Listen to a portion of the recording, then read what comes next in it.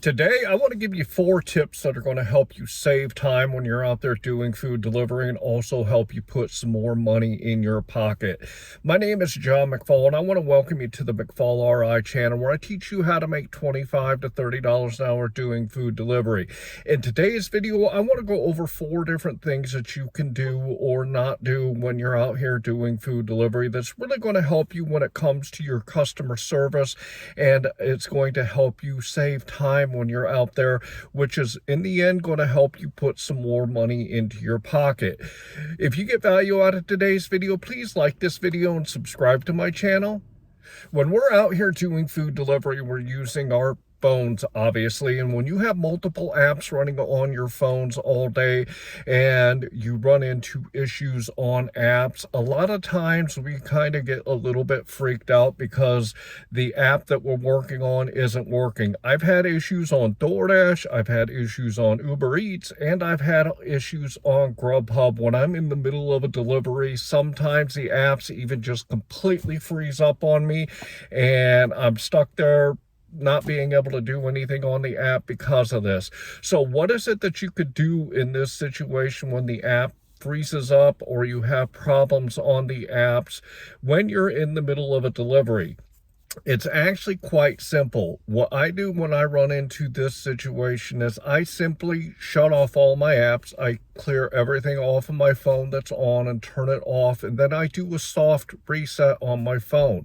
On the iPhone I use, all you do is hit volume down, volume up, and then the home button, and when you hold down the home button, it resets your phone so it can kind of erase everything that's been in there and kind of turns it back on so that it's fresh. And then all I simply do is turn the apps back on, and wherever you were on the app that you're working on, let's say you have a DoorDash order and the DoorDash app froze up on you, if you do a soft reset on your phone and you go back into the app, it'll actually bring you right back to where you were before you soft resetted it. So don't worry about losing where you are on your phone on an app if you soft reset it. This is the easiest and quickest way to get your app back working the way it's supposed to be. Also, another thing that you want to do when it comes to these apps is make sure that your app is always up to date. Update the apps when the updates come out so that you have the newest version possible, so it will save you from running into problems too. So you've picked up an order and you have driven to where you're supposed to drop it off. It's a hand it to me order to the customer, and you knock on the door, you ring the doorbell, and the customer can't be found.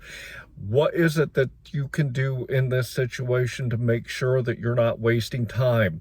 What you need to do is, if you can't find a customer that's a hand it to me order, start the timer immediately on DoorDash when you get into this situation. If you cannot get the customer to respond right away, then before you do anything else, start the 5-minute timer on DoorDash.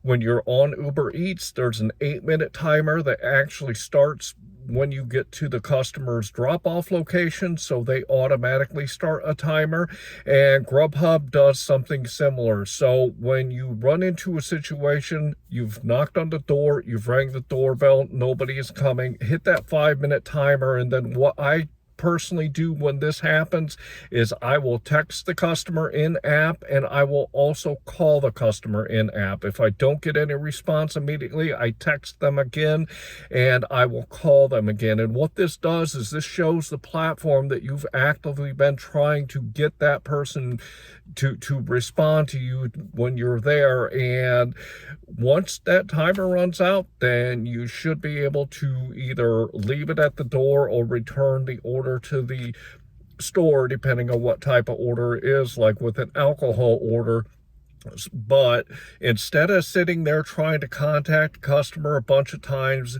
before you've hit that 5-minute timer, hit that timer and then start trying to contact the customer so you're not standing there waiting any longer than you need to be.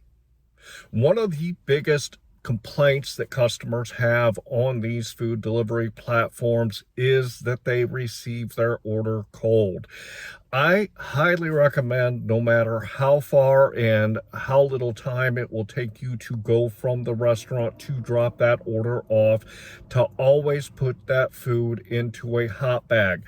You don't know how long that order has been sitting there at the restaurant before you went and got it, especially if it started out as a low ball order, no tip order. Let's say that order could have been sitting there 15 or 20 minutes before you arrive at the restaurant.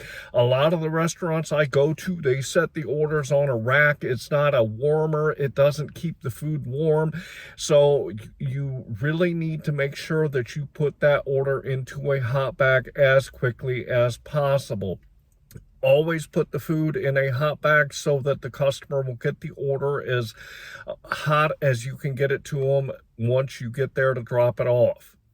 One of the biggest ways as food delivery drivers that we can lose time and money is going to restaurants that are slow in getting you the orders. I always talk to you about analyzing the apps and analyzing your marketplace when you're out there doing food delivery. One of the biggest things that you need to pay attention to, and either keep a mental note or keep a note in your phone or write it down, but one of the biggest things that you need to pay attention to when you're out there is what restaurants you go to that are typically slow. What ones do you go to that you have to wait a long time to get orders on a regular basis, because these are restaurants that you shouldn't go to. I talk all the time about Chick-fil-A in my marketplace. There's two of them. I love Chick-fil-A. They have great people. They work really hard and it's a really nice environment, but I can't go there because they are so busy all the time that it is really difficult unless it is a 10 a.m. on a Tuesday morning when nobody's there. It's really difficult for me to get in and out of a Chick-fil-A to get my order, so I don't go there. The same thing is true with Five Guys. A lot of times Five Guys in my marketplace, they won't even start the order until I actually get there, and if they're jam-packed full of people, which they are a lot of the time, I don't go in there to get orders because they take forever to get them for me. So make sure you know what restaurants in your marketplace are slow so that you don't go to those in the first place and waste your time and lose money waiting on orders. So I hope these 4 things helped you out today. And when you're out there doing food delivery, the biggest thing that you can focus on and pay attention to is not wasting your time when you're out there. You could also focus on things that are going to help you get better customer tips through customer service. And these tips that I gave you today will help you when you're out there. If you got value out of today's video, please like this video and subscribe to my channel. Finally, I want to talk to you about something else that's really important to help you make the most money, and this is knowing what your numbers are. If you want to get better out here doing food delivery, it starts by keeping track of your numbers. I'm going to throw my spreadsheet up here real quick so y'all can check it out. If you look at the left-hand side, you'll see I always put my start time and my end time. This gives me the total time that I've worked. I also put in the miles. Head to the right and you'll see for each individual app, I put the dollars that I've made, the time that I worked, along with the number of deliveries. Head to the bottom and you'll see it calculates out what your average dollar per hour, dollar per mile, and your average per order. To get better at doing food delivery when you're out there working, it starts by keeping track of where you are so you can see where you need to improve. This metric spreadsheet will start showing you what those numbers are so you can see how well you're doing overall. Also want to remind you that if you want to get better at doing food delivery, check out my food delivery playlist, as it's chock full of education that's going to help get you to that $25 to $30 an hour. If you want to learn how to do multi-apping, I've got a lot of videos on that. I just did a 4-part series. Here's part 1 that's going to take you through the basics up to some advanced stuff. Finally, I want to leave you with, I hope that you are out there getting the money that you and your family deserve. And with that, I want to say thanks.